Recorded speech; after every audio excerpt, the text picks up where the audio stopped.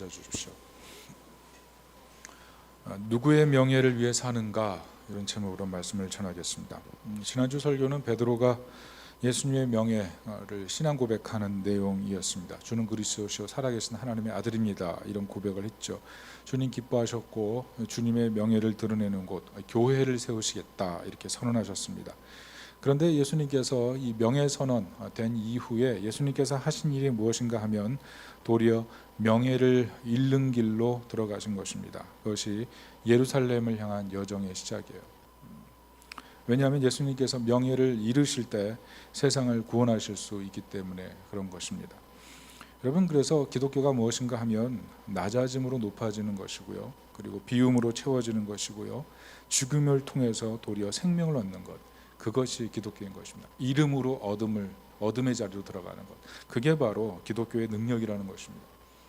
저 사랑하는 가족 중에 중국 선교사님이 계시는데 어제 전화 왔어요. 저희 이제 어머님, 아버님 모두 병원에 계시기 때문에 이제 안부 물으시려고 전화하셨습니다. 그런데 그 말씀 하시다가 당부를 했습니다. 그러면서 하시는 말씀이 자신이 한국에서 목회할 때 지금도 후회되는 것이 성장주의에 매몰되어 있었다는 거죠. 목회자들의 야심이 있다는 겁니다.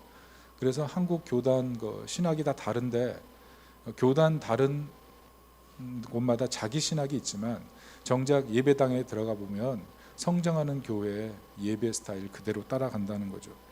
목회자의 야심이 예배에 반영된다는 것입니다. 그러면서 성장보다 더 중요한 것이 있다.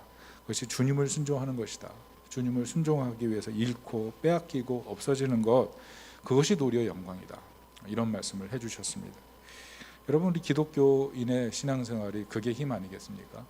사람들이 다 얻을 때 다 얻고 사람들이 다 이길 때 다 이기고, 여러분, 때로는 하나님의 영광을 위해서 빼앗기고 잃어버리고 수고하고 애쓰고 울고, 거기에 영광이 있는 것 아니겠습니까?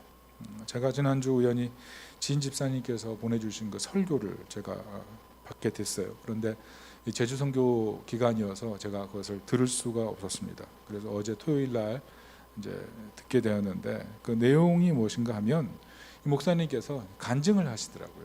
간증의 내용이 뭐냐면 자신의 죄에 대한 것이었습니다. 세 가지였는데, 첫째는 아내와의 관계가 너무 좋지 않다는 것입니다. 그래서 너무 좋지 않아서 이혼을 결심을 했다는 거예요.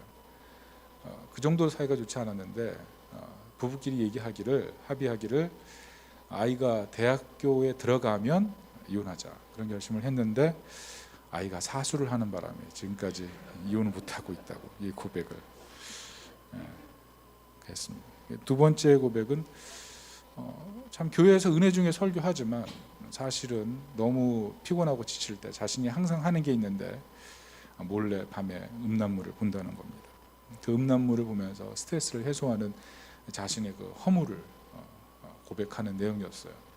그리고 세 번째는 목회자로 출발을 했지만 성공에 대한 야망이 너무 큰 나머지 유학생활도 어떤 더 배우려는 욕구보다 성공하기 위해서 떠났는데, 먹고 살기가 너무 힘드니까 아이를 가졌지만 행복하기보다는 너무 괴로워서 부부가 낙태를 했다는 겁니다. 그래서 이것이 상당히 마음속에 고통과 큰 짐이었다는 거예요. 그것을 도저히 해결할 수가 없어서 어느 날 드디어 하나님 앞에 회개하고 당회와 성도들 앞에서 회개하며 고백했다는 겁니다. 내가 이런 죄인이었습니다. 나를 용서해 주십시오. 이런 목회자가 성공하고 명예를 지키는 게 참 중요합니다. 목회자는 사실 돈을 만지는 직업도 아니고 세상의 지위 높아지는 그런 것도 아니잖아요. 어떻게 보면 목회자는 명예 이런 거잖아요. 그런데 어떤 그런 마음들을 비우고 사람들 앞에서 자기의 허물을 그대로 밝힌다는 게 쉬운 일이 아니지 않습니까? 어떻게 보면 교회가 위기에 처할 수 있고요. 그런데 도리어 성도들이 그 얘기를 듣더니 그 다음부터 목사님에게 찾아와서, 목사님, 저도 이런 죄가 있습니다, 이런 고백을 하기 시작하더라는 거죠. 그것을 통해서 도리어 교회가 교회되더라는 것입니다. 여러분, 이것이 복음의 능력이 아닐까요? 잃어버렸는데 찾고 없어졌는데 도리어 있게 되는 것, 그게 바로 복음의 능력이고 기독교의 능력이겠죠. 여러분, 그래서 기독교는 참 역전입니다.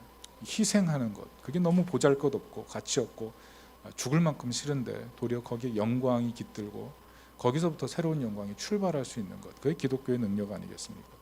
오늘 예수님께서 그 길을 알려주기 위해서 영광의 길을 버리시고 예루살렘에 희생하러 들어가시는 겁니다.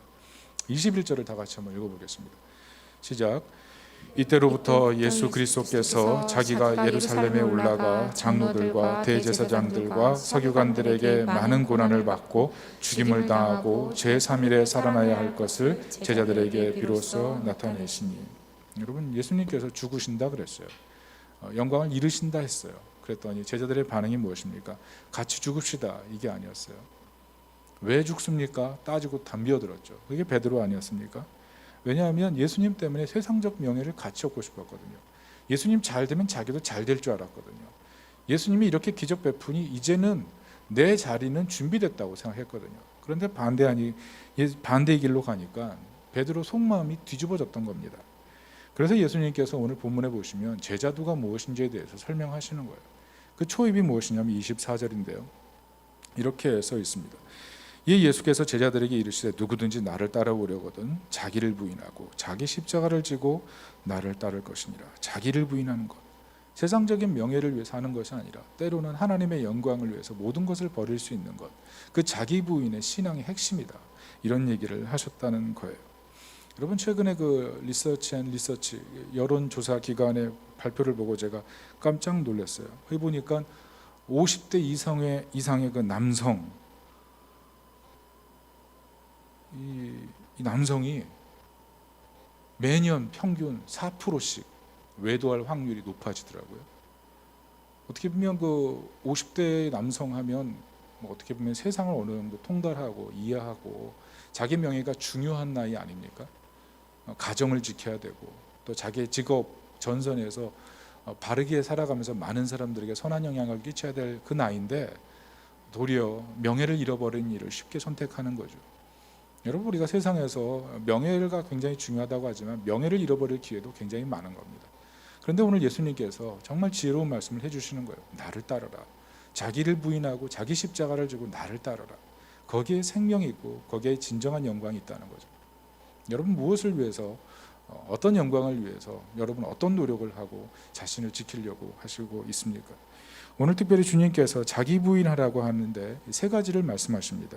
그 첫째가 예수님 따르는 길에는 목숨을 잃을 위협이 있지만 거기에 영광이 있다는 거예요. 그게 25절인데요. 다 같이 읽어봅니다. 시작. 누구든지 제 목숨을 구원하고자 하면 잃을 것이요 누구든지 나를 위하여 제 목숨을 잃으면 찾으리라. 자기 부정이죠. 여기에 명예가 있다는 겁니다.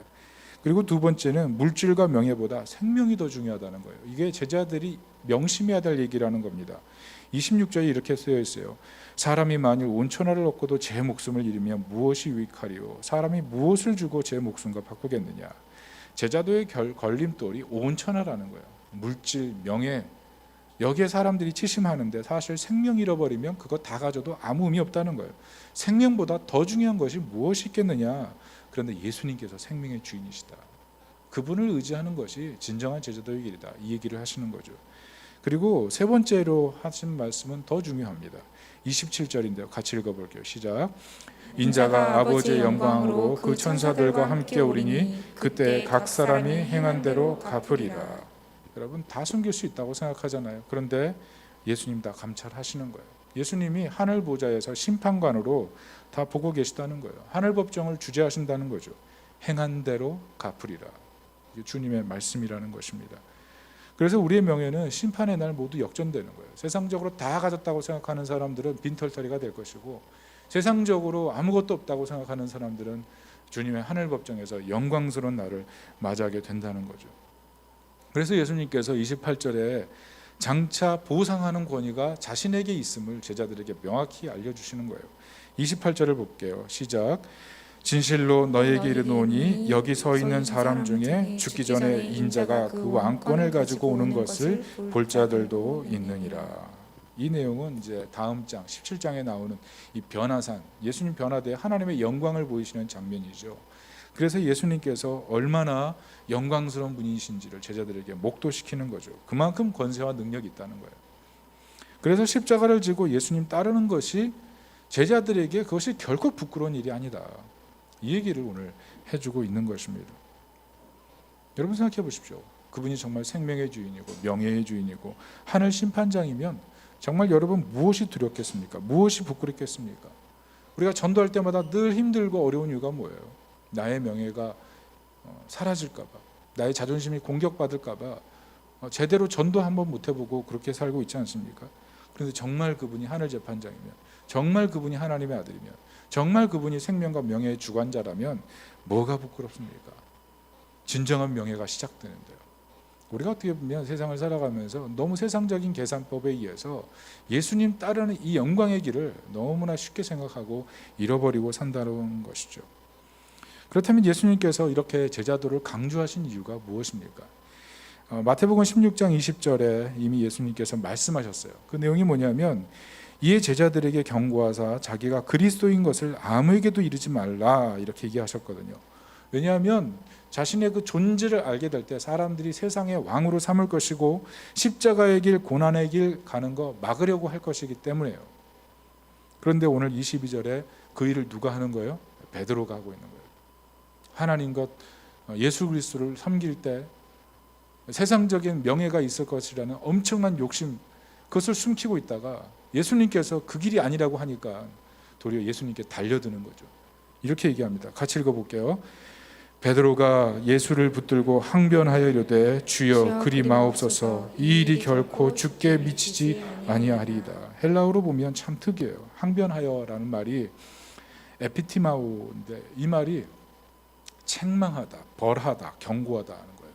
그러니까 예수님께서 명예 잃고 고난의 길 간다 그러니까 지금 책망하고 있는 거예요.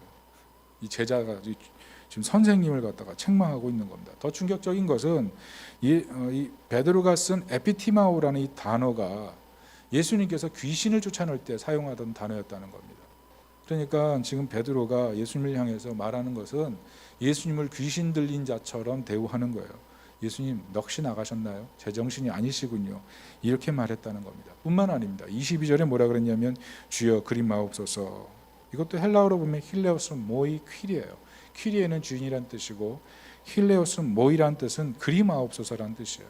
그런데 힐레오스 모이라는 단어를 어디 쓰냐면 하나님이 금지시킬 때 씁니다. 힐레오스 모이. 다시 말해서 베드로가 뭐라고 얘기했냐면 예수님 그거 하나님도 싫어하는 일이에요. 예수님 그거 하나님 싫어하는 일이니까 하지 마세요. 예수님 고치세요. 멈추세요. 이렇게 얘기했다는 겁니다. 무슨 말이에요? 자신이 꼭 하나님이 된 듯처럼 행동한다는 거죠. 여러분 우리가 이런 일들 참 많이 해요. 하나님이 원하는 건데 자신이 하나님이 된 것인 마냥 모든 것을 선택하고 판단하고 그러면서 자기가 결정을 내려버리죠. 이런 실수 많이 합니다. 그런데 오늘 예수님께서 이 베드로를 보시면서 결국 뭐라 그러십니까? 예수님께서 굉장히 단도직입적으로 상처가 되게 될 수도 있지만 아주 강하게 얘기하셨어요. 그게 23절인데 우리 모두 한번 같이 읽어봤으면 좋겠습니다. 시작. 예수께서 돌이키시며 베드로에게 이르시되 사탄아 내 뒤로 물러가라. 너는 나를 넘어지게 하는 자로다. 내가 하나님의 일을 생각하지 아니하고 도리어 사람의 일을 생각하는도다. 여러분 베드로에게 너는 나를 넘어지게 하는 자로다 이렇게 얘기했어요. 넘어지게 하는 자. 이게 헬라어로 스칸달론인데 함정이에요. 너는 함정이구나. 나를 넘어지게 하는구나. 나를 유혹하는구나. 이렇게 말씀하셨다는 겁니다. 여러분 베드로가 수제자예요. 신앙 고백 제대로 했던 사람이에요. 그런데 사람의 일 생각하니까 지금 예수님의 길을 막고 있는 겁니다. 여러분 우리가 이럴 때 참 많습니다. 하나님의 일 한다고 하다가 나중에 보면 나 높이려고 싸우는 경우가 있어요. 하나님의 일 분명히 했는데 나중에 내 만족이 안 되고 내 감정 충족이 안 되고 내 이성으로 납득이 안 되면 그때부터 불순종합니다. 그런 일들 참 많아요. 그때 우리가 이 사단의 시험에 대해서 대적하고 사단의 시험에서 벗어나야 돼요. 여러분 사단이 하는 일이 뭐냐면 제자의 길을 가는 것을 가치 없게 느끼게 만들어요. 제자의 길을 가는 것을 허무하게 생각하게 만든다는 겁니다. 그래서 따르지 못하게 만들어요. 헛수고라는 거죠. 다 하고 나서 내가 뭐 한 거지 이런 셈하게 만드는 것, 그게 바로 사단의 시험이라는 겁니다. 통합 측의 부천 참된교회라는 곳이 있어요. 이 박창하 목사님이 세우신 교회인데 이분이 지금 은퇴하셨어요. 그런데 이분이 은퇴하실 동안 37년 목회하셨는데 자그마치 분립개척한 교회가 52개입니다. 엄청나죠. 그러니까 적어도 1년에 2개씩도 개척했다는 거예요. 개척만 한 것이 아니라 넘어져가는 교회도 붙잡아서 다시 이렇게 세워준 교회까지 하면 더 많고, 해외 선교사 파송한 것까지 하면 헤아릴 수 없는 거죠. 특별히 이분이 이럴 수 있었던 이유는 교회보다 하나님 나라 관점 가진 거예요. 여러분, 교회 생각하면 아마 분립개척 안 했으면 아마 대형 교회 됐을 겁니다. 그런데 하나님 나라, 교회보다 하나님 나라 생각하니까 그런 과감한 결정한 거죠. 여러분, 개척하는데 사람 나가죠? 돈 나가죠? 여러분, 사람이 나가는 게 얼마나 힘든 일인지 아십니까? 관계가 끊어지는데 그거 다 정리하고 교회 개척하는 거는요, 성도들도 대단한 거고요, 목회자도 대단한 결심하는 거예요. 그런데 그 일을 52번을 했어요. 더 넘게 했어요. 대단한 거죠. 제가 정말 인상적이었던 건 뭐냐면 35번째 개척교회를 세웠는데 그 부임한 목회자가 누구인가 하면 자신의 아들이에요. 아버지 보고 헌신할 걸 결심했는데 개척 내보는 거예요. 여러분, 개척, 이게 MH라 그러죠. 맨땅 헤딩. 이게 힘든 거예요. 여러분 갔다가 어디 시멘에다가 머리 한번 탁 받아보세요. 그럼 머리 홍 나는데, 이 개척이 맨땅 헤딩이 쉬운 게 아니에요. 근데 아들 그거 시작했어요. 왜? 아버지 보고 소망 가진 거죠. 더 인상적인 건 뭐냐면 마지막 분립이 2013년인데 김포 빛된 교회예요. 그런데 그 담임이 누구냐 하면 박창하 목사님 본인이에요. 영광스럽게 은퇴하고 원로 자리 지킬 수 있는데 본인 은퇴하기 2년 전에 본인이 개척 나갔어요. 자신이 파송 목회자가 돼서 새롭게 개척 나간 거죠. 여러분, 은퇴 후에도 교회 나타나지 않는데요. 교회 부담될까 봐. 그래서 기사를 접하면서 제가 정말 깜짝 놀랐습니다. 아, 정말 이렇게 현실 속에서 영광스럽게 사는 분이 있구나. 제자의 길 가는 분이 있구나. 기자가 이분 보면서 이런 말씀 생각났대요. 누가복음 17장 10절인데요. 이렇게 썼어요. 이와 같이 너희도 명령받은 것을 다 행한 후에 이르기를 우리는 무익한 종이라 우리가 하여야 할 일을 한 것뿐이라 할지니라. 여러분, 자기 부인이 이게 쉽지가 않습니다. 그런데 이 주님 말씀 따라서 해보면 이게 가능한 거예요. 주님이 기뻐하시는 하면 주님이 돕거든요.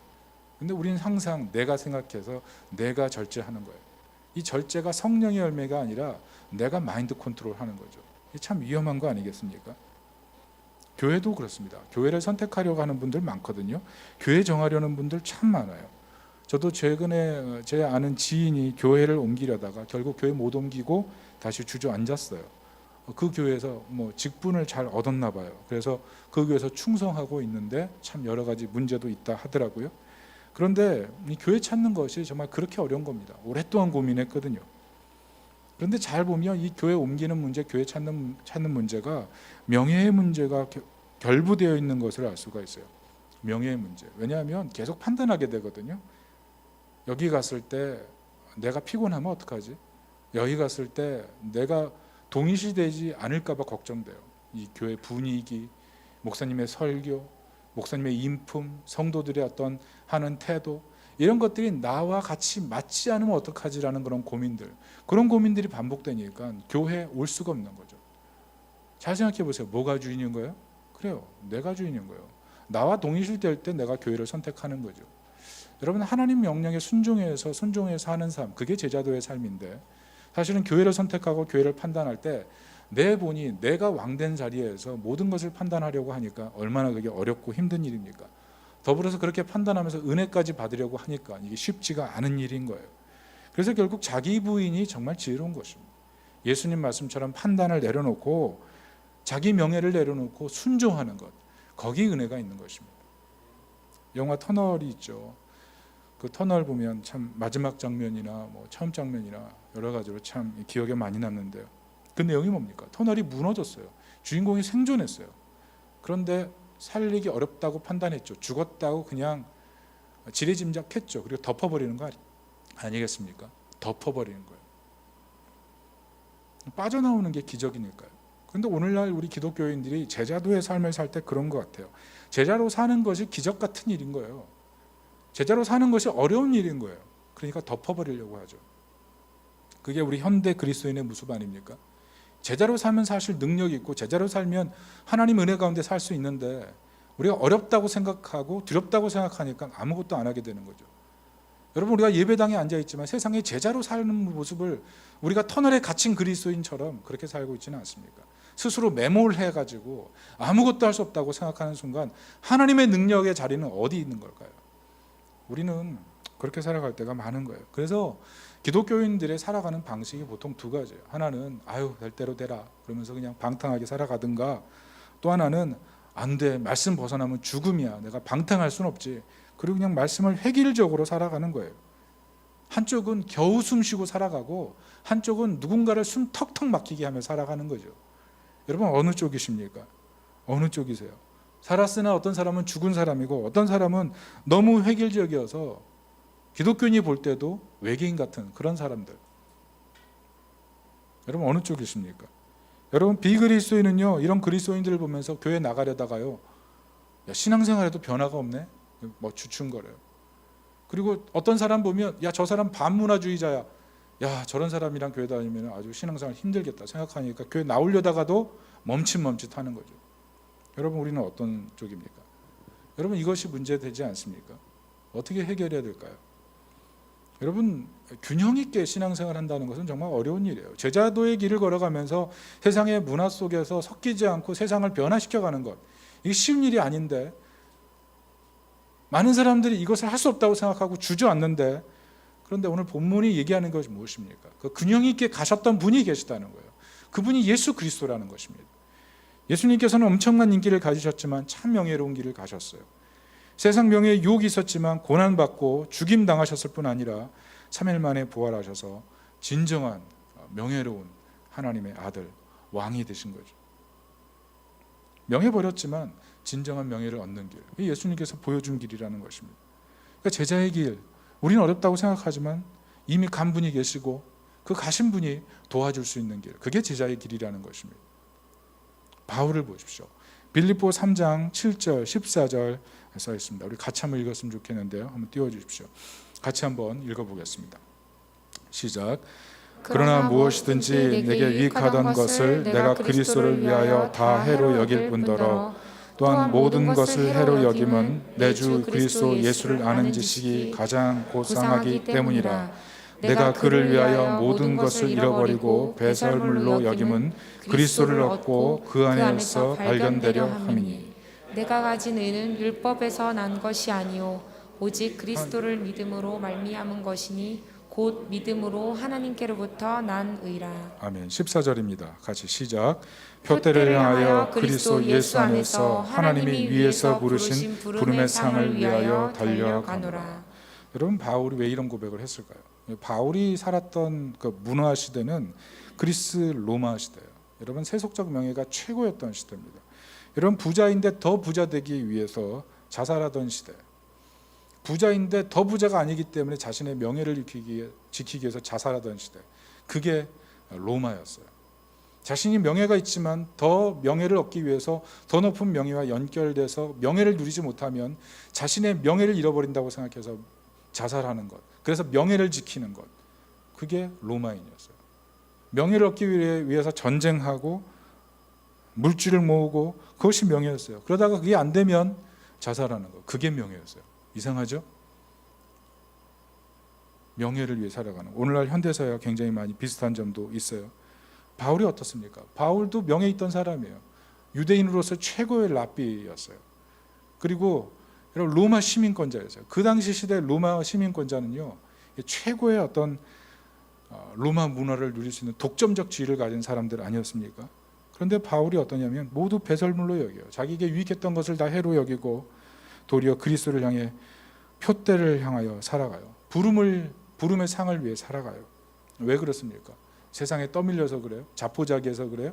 세상 사는 게 힘들어서 그렇습니까? 바보라서 그래요? 왜냐하면 그리스도 안에서 발견된 자신을 발견하는 것이 가장 고상하고 아름다웠기 때문에 그래요. 그리스도 안에서 발견된 나, 그리스도 안에서 발견된 나, 그 모습으로 자신을 볼 때 진정한 명예 있는 자라는 사실을 발견했기 때문에 그래요. 여러분 바울도 사실은 보통 사람이에요. 로마서 7장 24절 보면 오라 나는 공관자로다 그러잖아요. 여러분 바울이 뭐 죄가 없었습니까? 거울들을 볼 때마다 자신의 흉측한 죄악이 생각나는 사람이에요.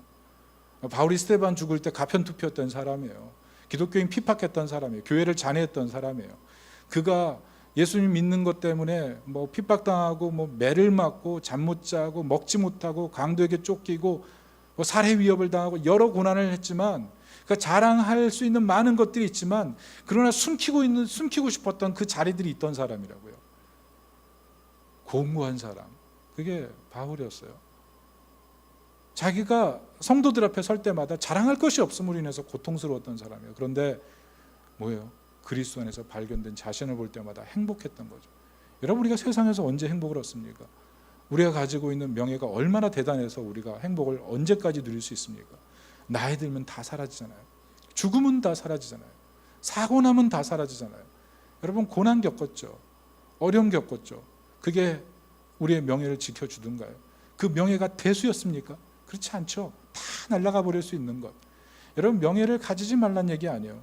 열심히 노력해서 여러분 탑 리더가 돼도 좋습니다. 정치, 경제, 사회, 문화, 의료, 국방 모든 부분에 들어가, 조직, 단체 모든 부분에 들어가서, 캠퍼스에 들어가서 거기서 선한 영향력을 미치는 탁월한 사람들 되는 거 저는 바랍니다.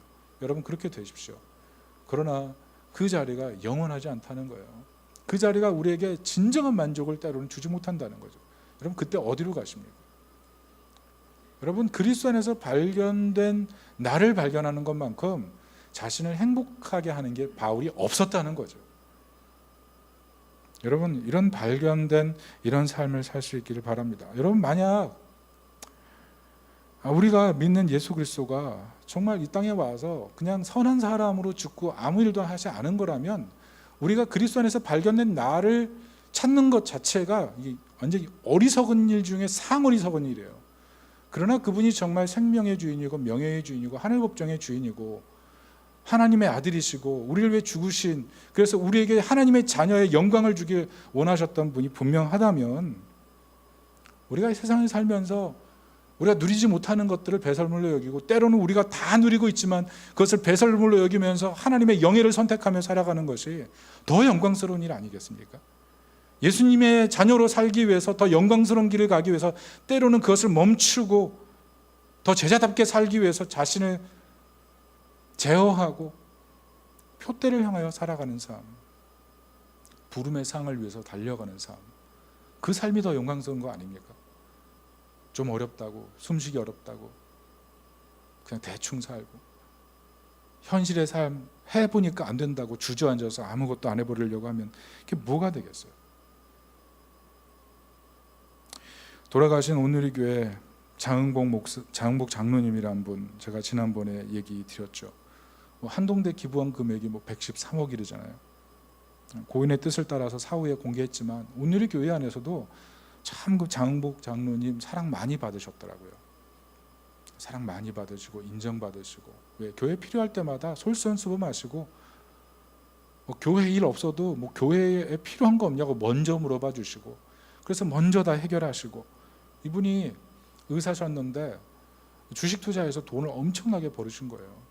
그런데 이분 한평생 검소하게 사셨더라고요. 대중교통 이용하시고, 그리고 부인이 손뜨개질 잘해가지고 옷도 잘 만드셨나 봐요. 카펫도 만들고. 그래서 대부분 아이들도 그렇게 검소하게 살았대요. 생일 파티 그런 거 일절하지 않으시고 한 번 옷 사면 10년 입고, 대단하지 않습니까? 그런데 이분이 그 모은 돈을 가지고 어떤 꿈이 있었냐면 황해도에 학교 짓는 꿈이 있었대요. 근데 통일이 안 되니까 자꾸 이제 인생 막바지 저물 때 됐는데 통일도 안 되니까 그 찾다가 한동대 찾은 거예요. 표가 배워서 남주자. 참 뜻깊다. 이거 기독교적이다. 기독교 학교니까, 온누리 재단이니까 마음 가서 그 학교 방문한 거예요. 근데 더 마음이 열렸어요. 왜냐하면 학생들이 생판 한 번도 본 적이 없는데 다 인사를 하더래요. 반갑게 인사를 하더래요. 그래서 마음이 활짝 열려가지고 기부를 결심한 거죠. 여러분, 제가 그 얘기를 보고 또 다시 한번 듣게 되면서 여러 생각했어요. 그 중에 한 개가 인사 잘해야 되는구나. 그러니까 인사 잘해야. 옛날 어른들이 자다가도 인사 잘하면 떡 얻어 먹는다고. 요즘은 이 돈이 나오는 거예요. 인사를 잘하십시오. 이 청년들, 어른들 보면 인사를 잘하세요. 어떤 일이 생길지 모르는 거잖아요. 저도 인사 잘하기로 했어요. 다시 한번. 그런데 여러분, 제 말이 샜는데요. 여러분, 장로님께서 왜 이렇게 사신 걸까요? 남은 거 다 자녀에게 줄 수도 있는 거고, 자기 살 때 편하게 호의호식하며 살 수 있는 거고. 여러분, 누가 잘 사는 거 모릅니까? 다 잘 살고 싶은데요. 그런데 이분이 다른 거예요. 그리스도 안에서 발견된 나, 그것을 발견하는 것이 인생 최고의 명이었다는 거죠. 그리스도 안에서 발견된 나를 발견할 때 진정 행복하더라는 거죠. 그리스도 안에서 발견된 나로 살아가는 것, 그게 정말 예수님 따르는 것이라는 사실에 대한 믿음 생기니까 그 길을 가고 뒤돌아보지 않은 거죠. 여러분, 우리가 이런 인생 살기를 바랍니다. 여러분, 기독교적 가치로 살아가는 거 힘들다고 생각하시죠? 제자도로 살아가는 거 어렵다고 생각하시죠? 잃어버리고 낮춰지고 빼앗기고 때로는 바보처럼 살아가는 것, 이렇게 살아서 뭐 하나라는 생각 들죠? 여러분, 우리가 그런 생각 때문에 도리어 패배주의로 살아가지 않습니까? 이거 해서 뭐해? 이런 생각하지 않아요? 어차피 구원받는데. 이런 얄팍한 생각, 그게 정당한 것처럼 살지 않습니까? 그런데요, 이 제자도로 사는 학교가 있어요. 제자도로 사는 학생들이 있고요. 제자도로 사는 장로님이 있고요. 제자도로 사는 보이지 않는 믿음의 사람들이 있는 겁니다. 히브리서 11장을 보면요, 구름같이 허다한 증인들이 먼저 하늘에서 기다리고 있어요. 구름같이 허다한 증인들이 믿음의 길 가고 순교하고 제자도의 길 가서 영광스럽게 하나님 품에 안겨서 이 땅을 바라보면서 이 땅에서 제자도의 길을 걸어가려고 하는 그 사람들을 보면서 박수치고 기다리고 있다고, 고대하고 있다고요. 여러분, 우리가 이 땅에 사는 건요, 이 제자도의 바톤을 다시 한번 받아서 이 땅의 제자로 사는 거죠. 이게 우리 차례인 거예요. 여러분, 세속적인 명예가 있음에도 세속적인 힘을 위해 살기보다는 더 영광스럽게 쓰는 분이 있는 거예요. 하나님의 은혜를 깨닫고 그 은혜를 흘려보내기 위해서 살아가는 제자의 삶이 있는 거예요. 여러분, 우리는 어떤 삶을 살아갑니까? 오늘 본문은 예수님께서 예루살렘에 들어가는 여정이 시작되는 거예요. 왜냐하면 명예를 잃어버리실 때 세상에 구원을 줄 수 있기 때문에.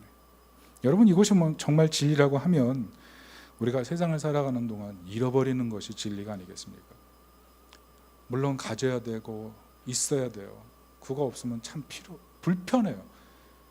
없다는 것이 우리를 얼마나 힘들게 하는지 몰라요. 그러나 진정한 명예를 주시고 진정한 부요가 되시고 그리스도 안에서 발견되었을 때 내 삶이 진정한 행복한 것이라고 하면 비우고 낮추고 잃어버리는 것이 제자의 삶 아니겠습니까? 말씀의 결론을 맺습니다. 누구든지 나를 따라오려거든 자기를 부인하고 자기 십자가를 지고 나를 따를 것이니라. 여러분, 희생과 제자도는 분리되지 않습니다. 믿음 때문에 희생이 있어야 되고요, 희생하는 자리에 기독교인의 영광이 있고 하나님의 영광이 있습니다. 많은 분들이 제자 살기 어려워해요. 아니, 두려워해요. 그런데 사실은 그리스도 안에서 발견된 내가 없는 것, 그게 두려운 거 아니겠습니까? 하늘 법정에 섰는데 내 자리가 없는 것, 그게 사실 두려운 거 아닐까요? 여러분, 주님이 정말 우리의 모든 것이 되신다면 무엇을 두려워하겠습니까? 무엇을? 도리어 그리스도 안에서 발견되기 위해서 여러 가지 내 삶에 장애물들 많고 유혹도 많지만 그리스도인답게 살기 위해서 표대를 정하고 하나님이 주실 부름의 상을 위해서 믿음의 길을 걸어가는 것, 그것을 최고의 영광으로 생각하며 살아가는 것, 그게 정말 그리스도인다운 거 아니겠습니까? 여러분, 누구의 명예를 위해 사십니까? 누구의 명예를 위해 살 때 우리는 가장 행복하고 영광스럽게 살 수가 있습니까?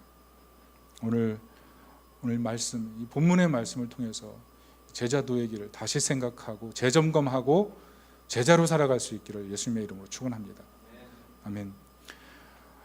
오늘 이제 표대를 향하여라는 찬양을 할 텐데요. 이